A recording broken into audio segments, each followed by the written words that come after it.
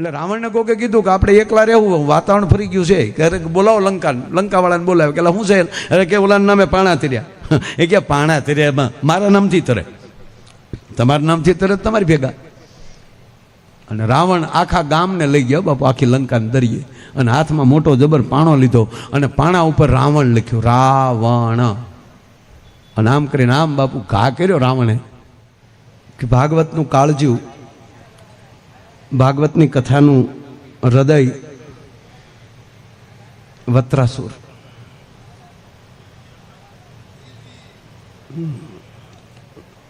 મારા હસાવા છે તમને, પણ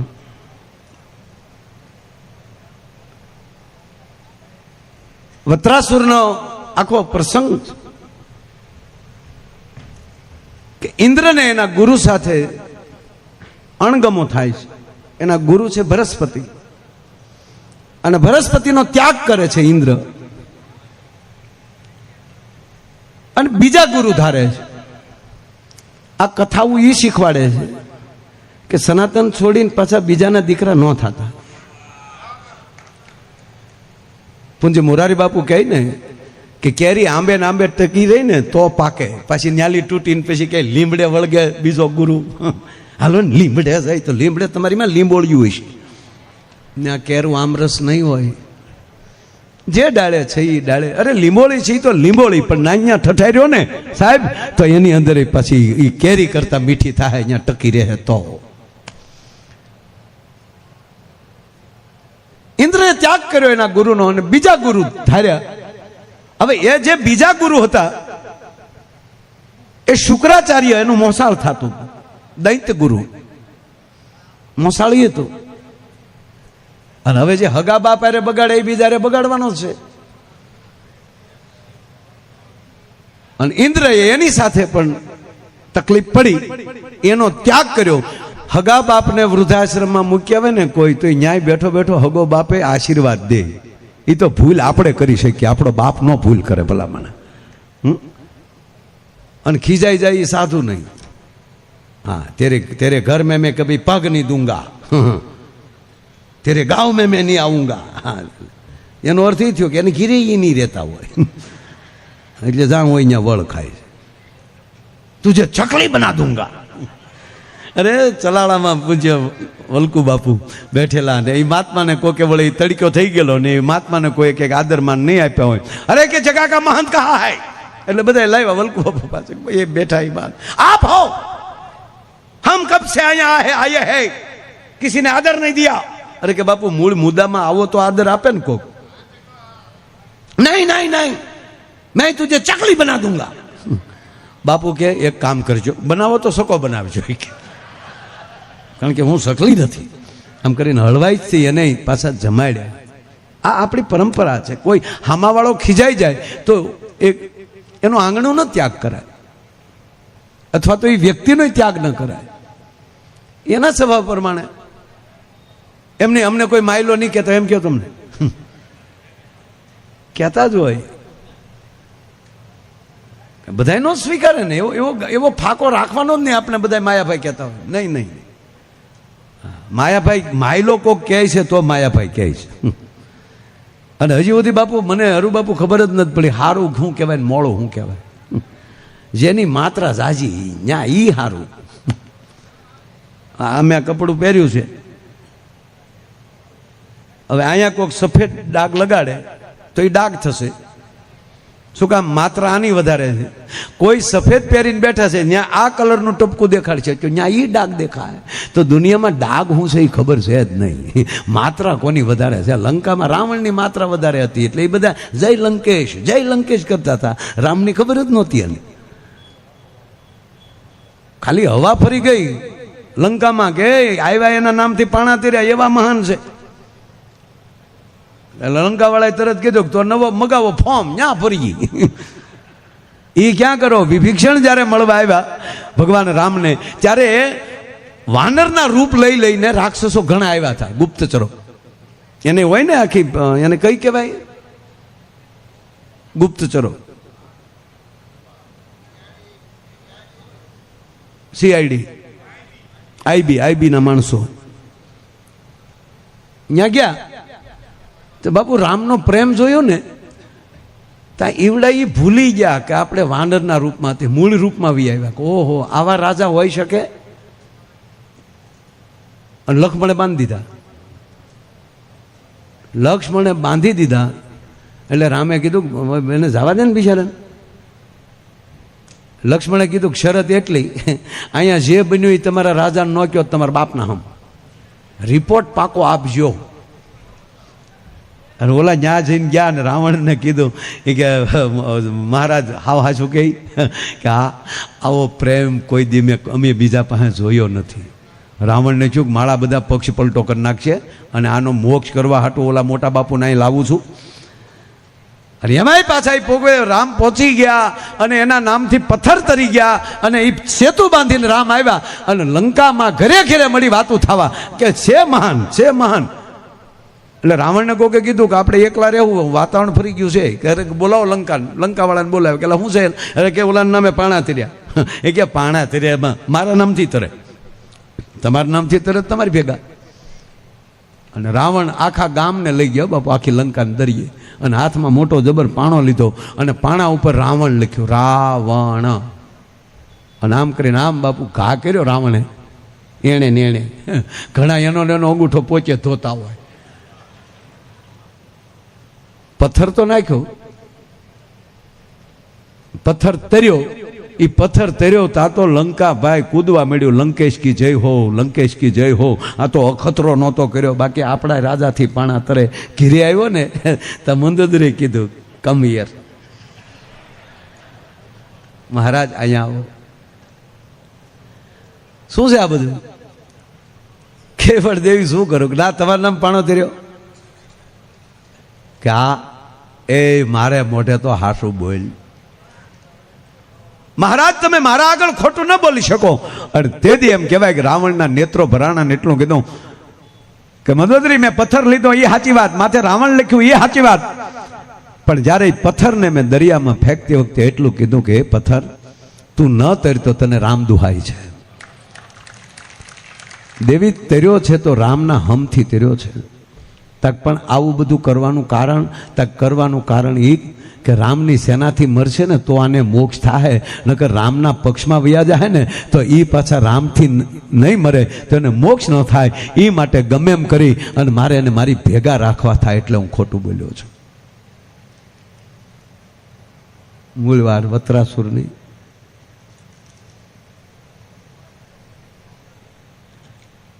જે બીજો ગુરુ હતો એને બગડી એને સાથે સંબંધ, અને પછી એને ક્રોધ ચડ્યો અને પછી એને કીધું હું એવો યજ્ઞ કરું અને એ યજ્ઞમાંથી એવો રાક્ષસ ઉત્પન્ન કરું કે એનાથી ઇન્દ્રનું મૃત્યુ થાય. અને બાપુ યજ્ઞ ચાલુ થઈ ગયો પણ રસબાઈ દીર્ઘાવમાં શ્લોકમાં ભૂલ પડી ગઈ. ઇન્દ્ર નું થાય એને બદલે બન્યું એવું ઇન્દ્રથી થાય. ઇન્દ્રથી આનું મૃત્યુ થાય પણ યસ્ત્ર શસ્ત્ર કોઈ નહીં. અને પછી દેવો મૂંઝાણા, એ રાક્ષસ તો ઉત્પન્ન થયો, એનું નામ હતું વત્રાસુર. અને સેવલે દધીસી ઋષિના પાસે આવે છે દેવતાઓ અને આ દેશના સંતોએ પોતાના હાડકા આપી દીધા. દધીસી કે લ્યો હું મારું હાડ આપી દઉં, આમાંલી શસ્ત્ર બનાવો. અને એ શાસ્ત્ર જ્યારે ઇન્દ્ર મારે છે અને વત્રાસુર ધરતીમાં પડે છે, અને જેવો પડે છે અને પડતાની સાથે ભગવાન વિષ્ણુ ક્યાં છે, વિષ્ણુ ક્યાં છે? વિષ્ણુ પ્રગટ થાય છે કે માગી લે વત્રાસુર, તે અમને પરસેવો વળવી દીધો. અને પછી તો એ 4 શ્લોક છે એના, એમાં મારે આગળ નથી જવું, પણ છેલ્લે વત્રાસુર એટલું કહે છે કે ઈશ્વર તારે દેવું હોય તો અમે તારું ભજન તો ન કરી શકીએ, પણ હવે તારે આગલો જન્મ મને દેવો હોય તો એવો દેજે કે જે સંતોની નજીક રહેતો હોય ને એની જેવો મને ભાઈબંધ મળે. ભલા માણા જે ભજન કરતા હોય એની ભેળો જે રહેતો હોય એવો મને મિત્ર મળે. સાધુતાની આ વાત છે. એમ આમ સારું કામ કરતા એવા ભાઈબંધ હોય ને તોય ભૂકા કાઢી નાખ્યા.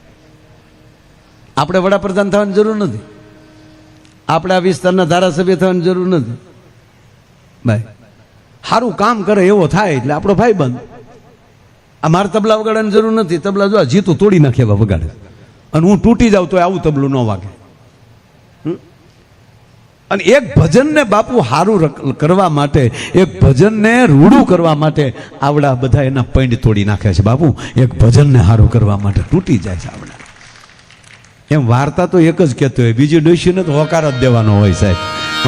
એમ કોક સારું કરતું હોય ને ત્યારે કેવલ હોકારો આપણે દેવાનો હોય, શાબાશ શાબાશ. સ્વીકારવું, આચરણ કરવું, એ જે કે એમ કરવું અને પોતાને આસરવું. પોતાની આપણી અંદર જેટલા ડોળ ખોટા હોય એ નીકળી જાય. આચરીએ ને અંગડે ધરીએ એ આપણો જેમ ગુરુજી ગાયજી.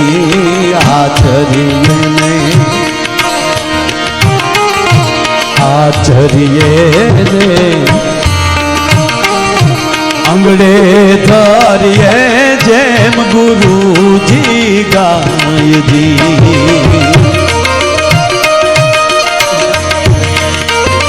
કેમ યાને શું કરવા બાપ, કેમ યાને શું કરવા એવો સંચય મન થાય એના ભરોસે રેવાયજી.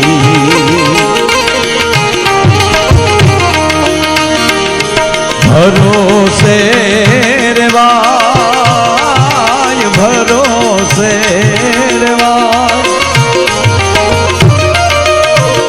એ બધા પણ નો રે ડોળાય ભાઈ એના ભરોસે રેવાય.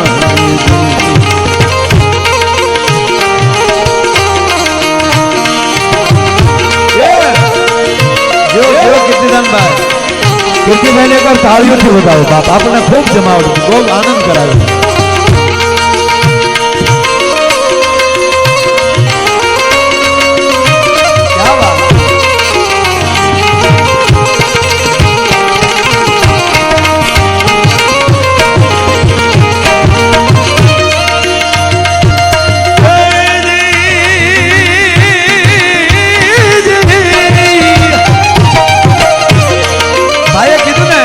કીર્તિભાઈ કીધું ભીતર રંગાઈ જાય. એક બહુ જૂનો દુહો છે, આમ તો સાખી છે, પ્રાણભાઈ ગાતા.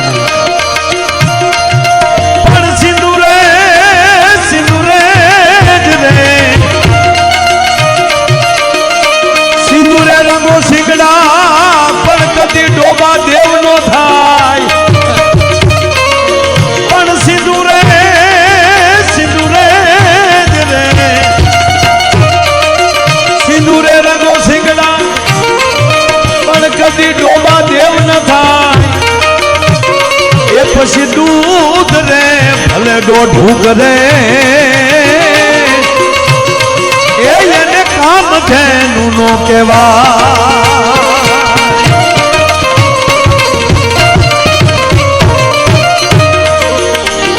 એ બધા પણ નો રે ડોળાય એના ભરોસે રેવાયજી.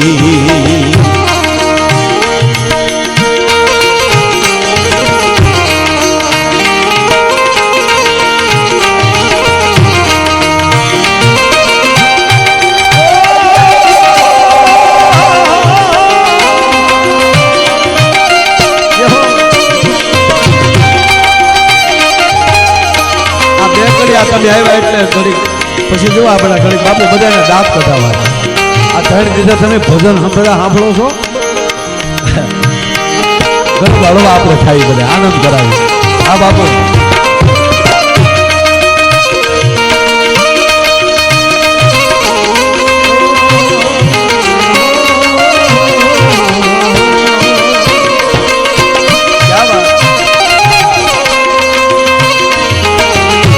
બાપુ બધા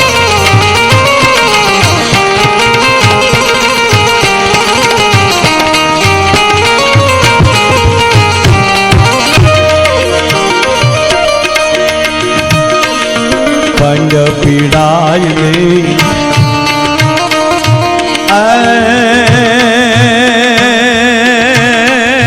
પંડ પીડાય ને પંડ પીડાય ને પંડ પીડાય ને વહમી વાતું કોઈ દી ફેરું ને નો ભણાય જે.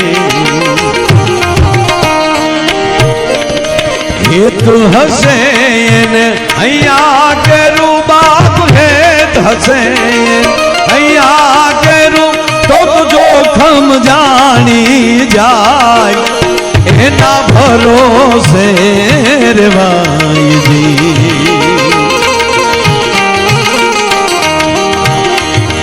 હેત હશે એને અહીંયા કેરું બાપ હેત હશે અહીંયા કેરું તો જોખમ જાણી જાય એના ભરોસે રેવાયજી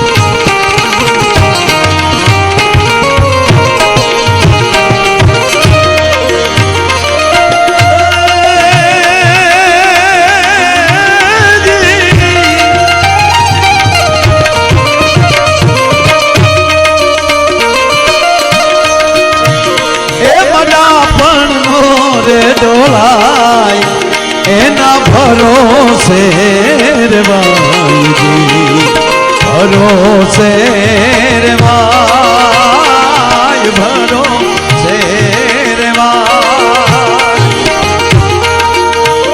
એ બડાપણનો રે ડોળાય એના ભરોસે રેવાયજી